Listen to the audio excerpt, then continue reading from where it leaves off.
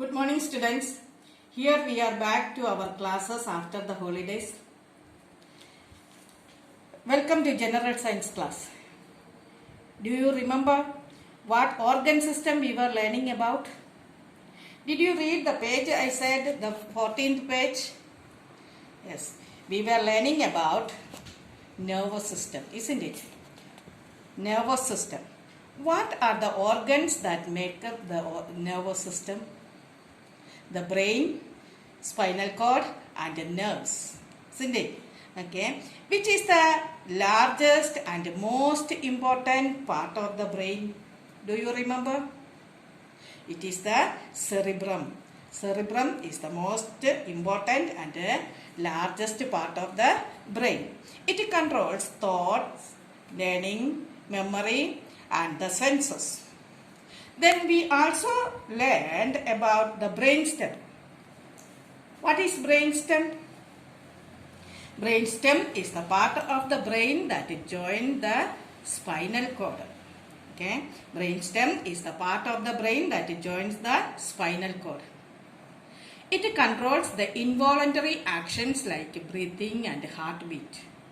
Okay. We cannot control these actions by our will or by thinking. These are the things we already learned. Today let's see about nerves. About the nerves. Okay. Today let's see about the nerves. Okay. What forms the nerves? Nerves are formed by nerve cells joined together. Nerves are formed by many nerve cells joined together. Okay. Nerves run throughout the body. It carries messages to and from the brain and spinal cord. There are two types of nerves. They are sensory nerves and motor nerves. Sensory nerves and motor nerves. Two types of nerves. Sensory nerves and motor nerves. Sensory nerves are the nerves that carry messages to the brain and the spinal cord. To the brain and the spinal cord. And the motor nerves are nerves that carry messages from the brain and spinal cord. From the brain and spinal cord. Once again I'll tell. See, the sensory nerves are nerves that carry messages to the brain and the spinal cord. And the motor nerves are nerves that carry the messages from the brain and the spinal cord. Okay. And see, from where these nerves get messages? The nerves get messages from the surrounding. That sense organs collect these messages and give to the brain through sensory nerves. Through sensory nerves.